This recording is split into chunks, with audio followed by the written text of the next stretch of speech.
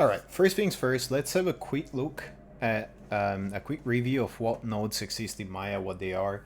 Now, the best place to figure that out is going into the developer help, the SDK/API documentation. And that is where you can find things like MPX node, and this is under the OpenMaya module, the library set, MPX node, MPX transform, which is actually coupled with MPX transformation matrix. You have all of these MPX stuff, which is Maya plugin extensions, I believe. And you'll find things like motion path node and so on. Now, if you continue to the OpenMaya module, you can also find something like MPX IK solver, solver nodes, king clusters, deformer nodes, MPX constraint, and so on. And if you look at Maya itself, when you create constraints, when you create transference, when you create nodes that are non-DAG nodes, they are basically nodes of these types. And why are there so many? And which ones do you actually care for? And so on and on. Now, the reason there are so many is mostly a design decision coupled with the way the Maya graph is. So in the simplest possible example, which is MPX nodes and their diginodes without the DAG presence, in this case I've quickly written sine and cosine. If you remember the lessons, whatever the streams we've had about trig, you should be familiar with why this is happening. So we're taking an angle from this column and we're taking the sine and cosine and pumping them right into a cube. And what you basically get are the two trigonometric transcendental functions, and it gets you the translation of the cube as if it was parented with position only under the cone. Now, why do you need to have this kind of node as well as transfer nodes such as these? And then why do you have MPX constraints which appear in the DAG but do not behave the same way that the DAG nodes for transforms do, and so on? Now, the oddity about Maya's graph, for better or for worse, it's not a stupid design decisions that they went for like many years ago, is that it's tough to write a graph that is truly generic and still can do everything that you want the general purpose DCC app to actually do. If you haven't, I recommend you go back to the stream. If you haven't seen them, I recommend you go back to the stream episodes where we talk about application loops, how it needs to have many loops that evaluate at different points different things, and those are the ones you inject into.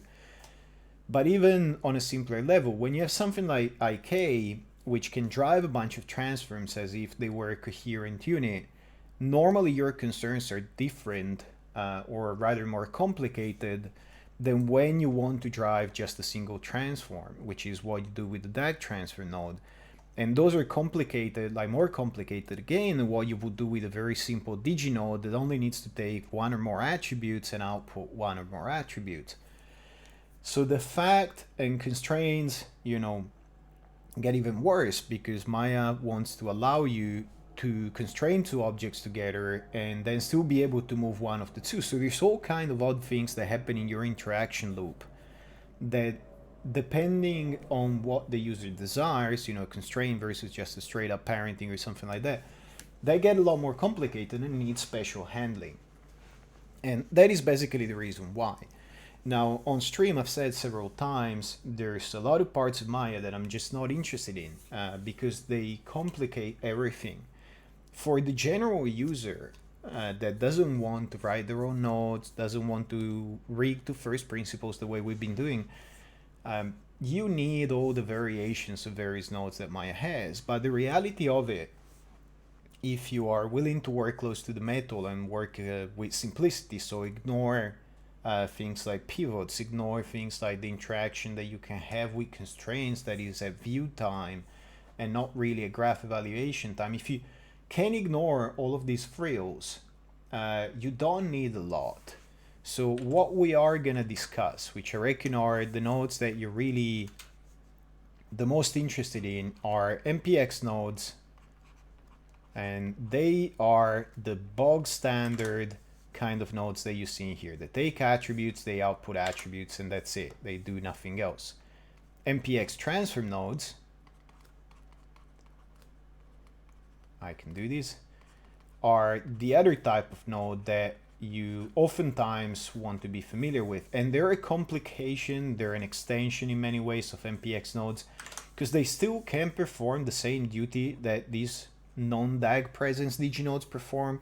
And we've been doing that a lot. You can put stuff inside one, and you can grab stuff from those as if they were normal connections. But because they need to deal with notions such as having a hierarchy of two objects in example, so that when you transform one, the other one moves as well, they obviously need to do, and they need to do that without connections that tell them that such a thing is to be evaluated. They need to complicate things by going, okay, there's all these expectations about producing the transforms and so on that need to be satisfied.